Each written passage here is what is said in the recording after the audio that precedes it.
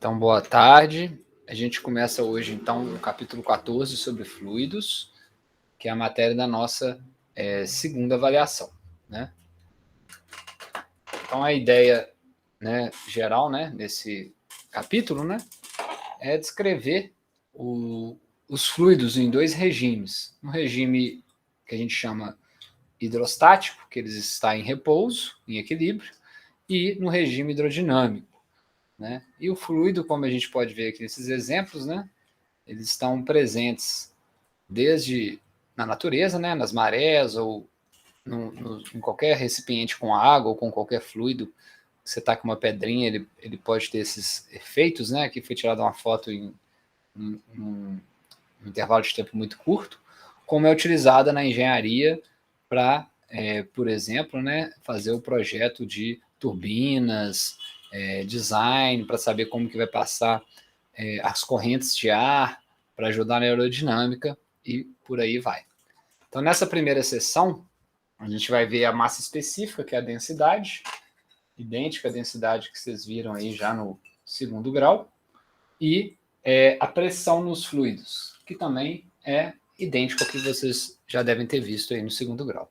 Então, o objetivo dessa sessão é a gente diferenciar os fluidos dos sólidos, conhecer a relação entre massa específica, que é a densidade, e volume e massa para um material homogêneo. A gente vai considerar aqui que todo mundo é homogêneo, né? E conhecer a relação entre a pressão hidrostática, que é, né, na verdade, a força aplicada numa certa área. Então, para motivar ou diferenciar um pouco o que vai ser o estudo principal, né, nesse curso, né, a gente pode dividir a mecânica, né, que a gente viu no semestre passado, como sendo uma ciência que estuda o movimento dos corpos, né, e as causas que provocam esse movimento. Né, pode ser usado para sólidos, líquidos e gasosos. A gente basicamente usou sólidos pontiformes. Né? E quando a gente trabalha com líquidos e gases, a gente já vai para a mecânica dos fluidos, que é o nome propriamente dito dessa disciplina. Né? Nessa mecânica dos fluidos, a gente vai estudar o fluido em repouso, que é a hidrostática, né? E fluidos em movimento, que é a hidrodinâmica. Né? E como que é o transporte, né, de material através desse fluido.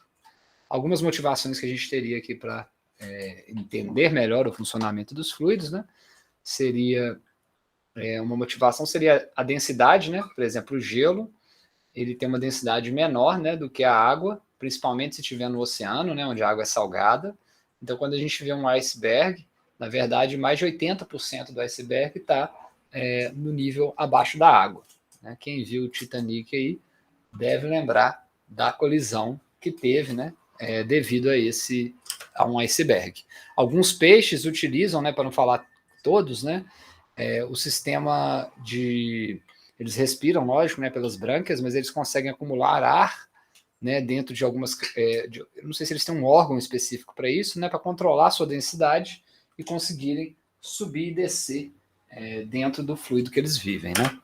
A gente precisa também ter um conhecimento dos fluidos para trazer água, que é o mais básico aí para as torneiras. Né? Se não tiver um dimensionamento, altura, uma engenharia por trás, não vai ter pressão para chegar à água.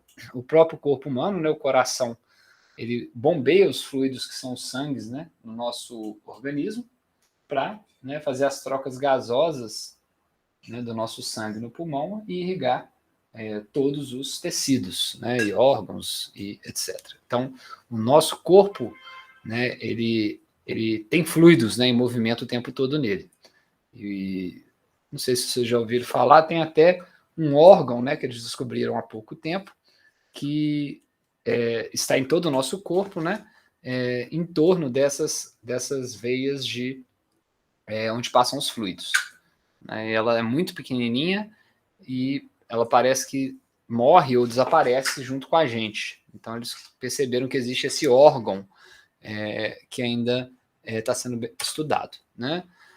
A própria natureza, né, escolhe os caminhos que ela vai fazer essa passagem de fluidos, né, de acordo com os períodos de cheia e de estiagem.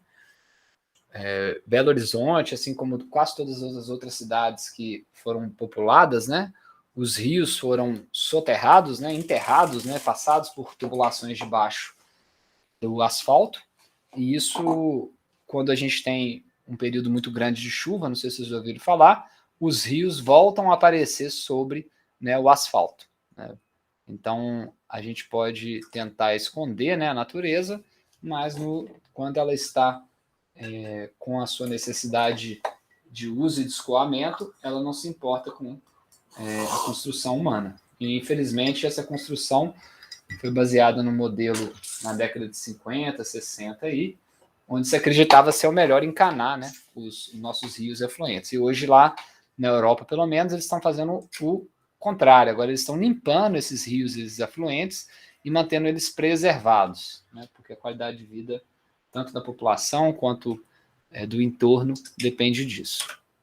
E tem os catástrofes da natureza, aí, ou fenômenos naturais da natureza, como um furacão que está ilustrado aqui, né? A gente não tem muito isso no Brasil, que seria mais um fenômeno de turbulência, né?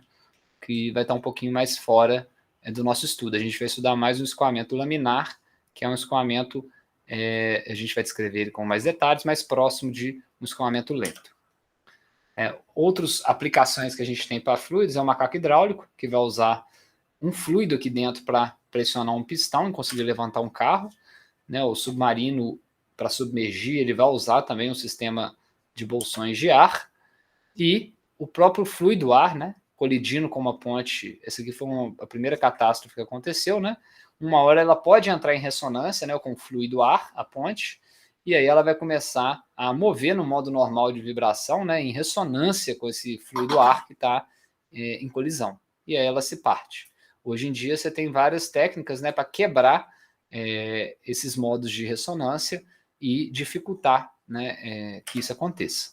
Mas os fluidos também podem ser utilizados aí na parte de bombeamento sanguíneo, dosagem de medicamentos com muita precisão, usado na aerodinâmica de aviões, na aerodinâmica de pranchas e de outros, né, outros esportes náuticos, e até mesmo da bicicleta aí na ergonomia de um capacete, para diminuir, por exemplo, o atrito com o ar, né, e melhorar um pouco a performance, né, do ciclista.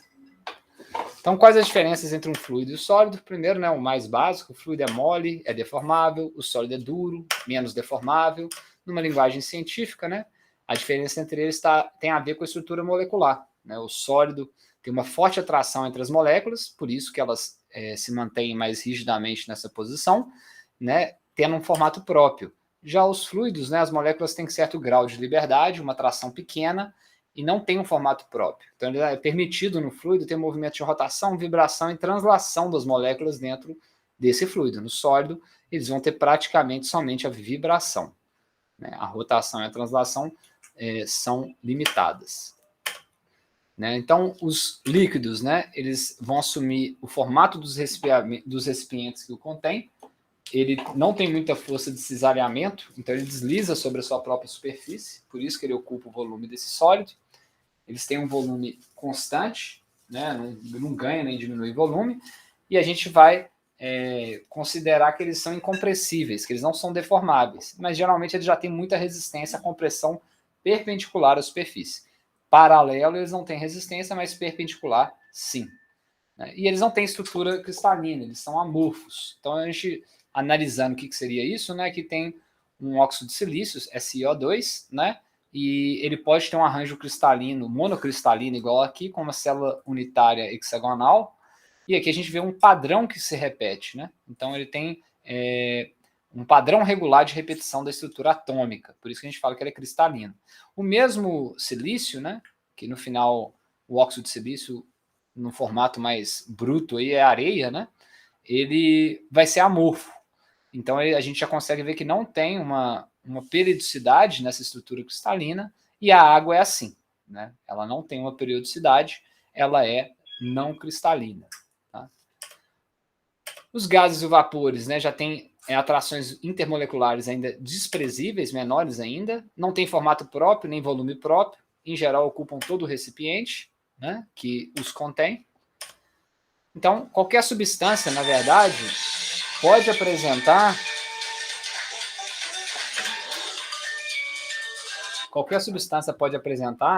os três estados físicos que a gente falou aqui: sólidos, fluidos e gases. depende apenas das condições ambientais que ele se encontra.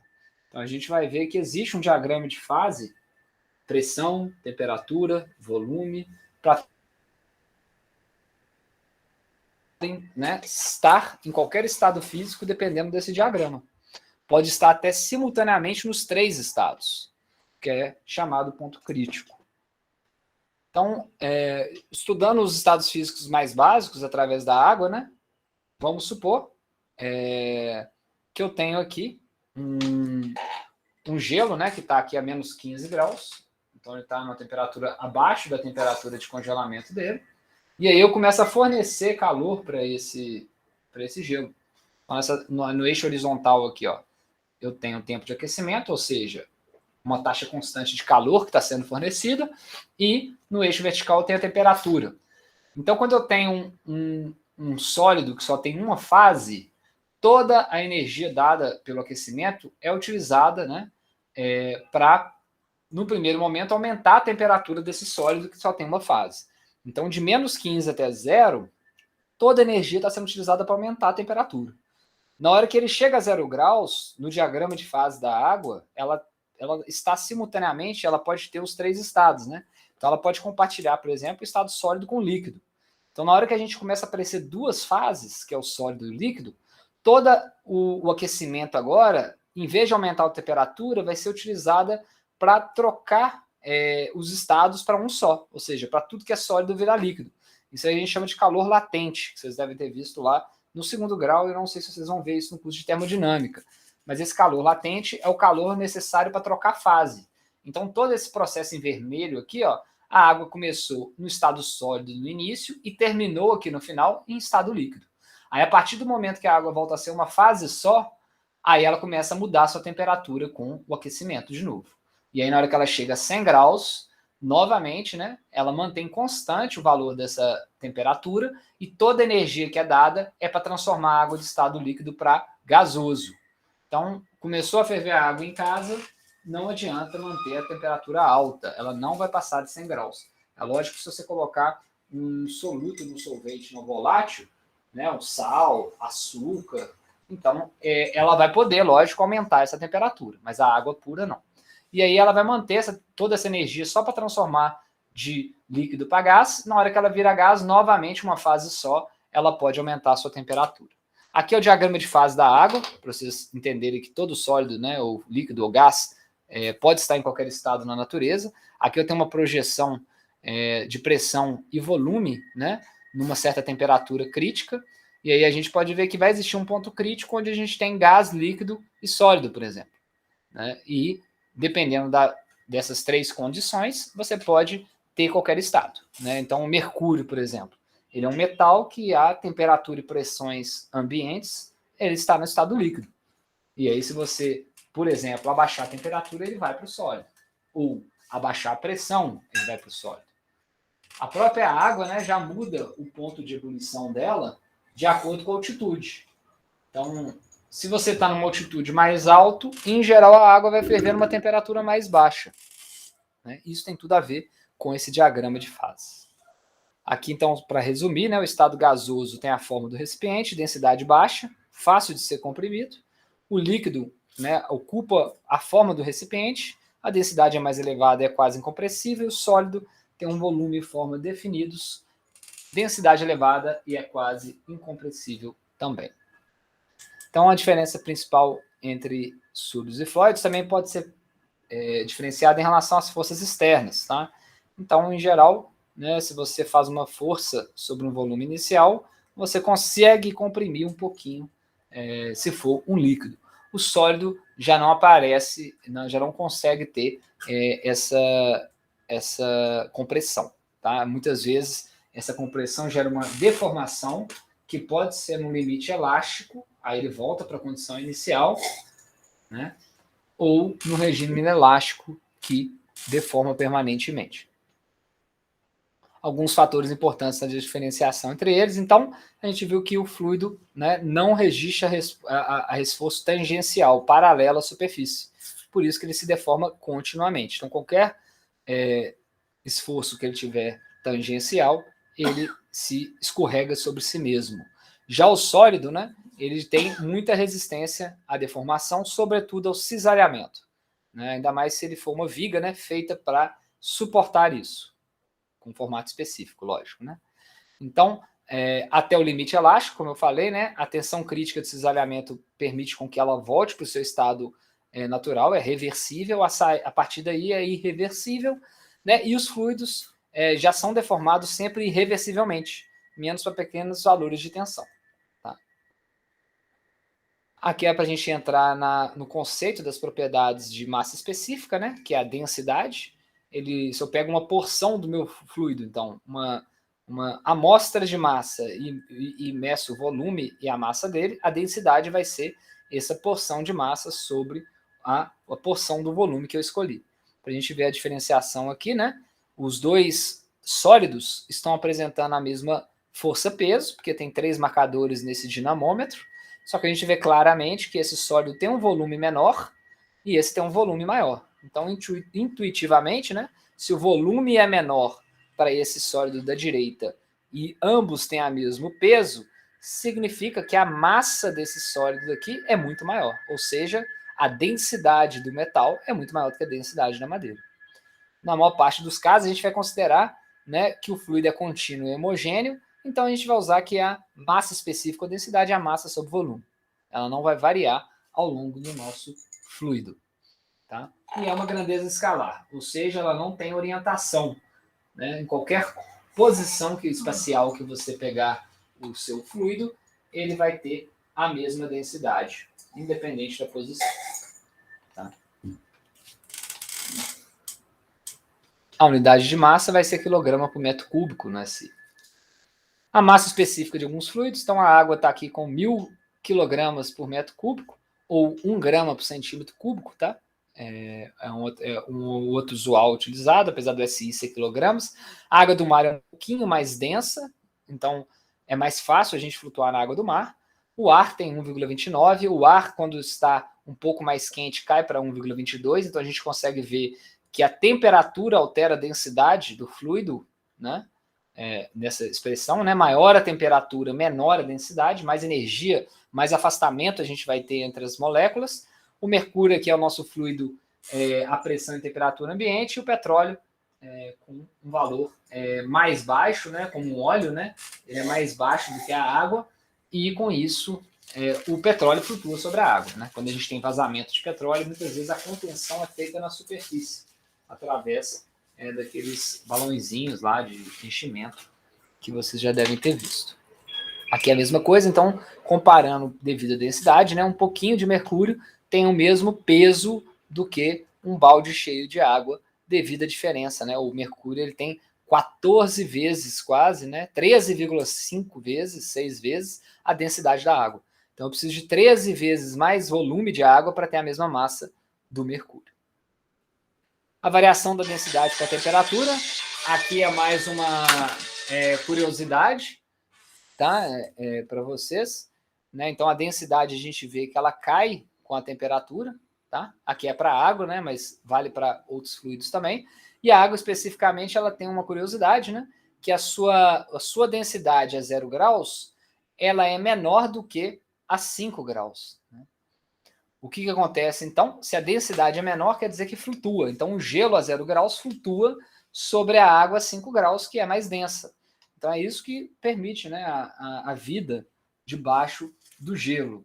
Né? À medida que vai se congelando a superfície de um lago, esse gelo é um isolante térmico, que acaba limitando o congelamento do restante do lago, e mantém o lago a 5 graus, com uma densidade um pouco maior, aonde a vida vai poder existir. Porque a 0 graus, né, os peixes também têm sangue, né, eles também têm fluidos dentro dele, e a 0 graus eles também morreriam congelados.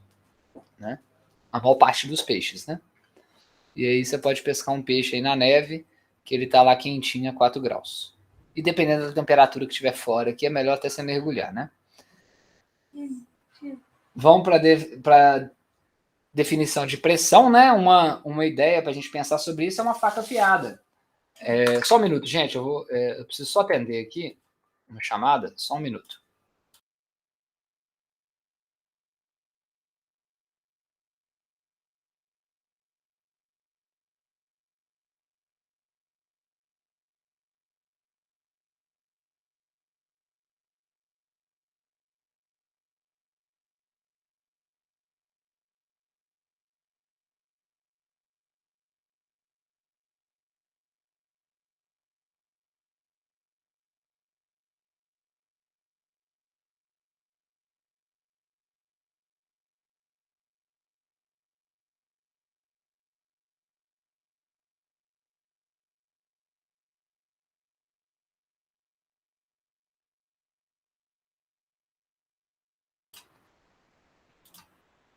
Desculpa, voltando aqui então.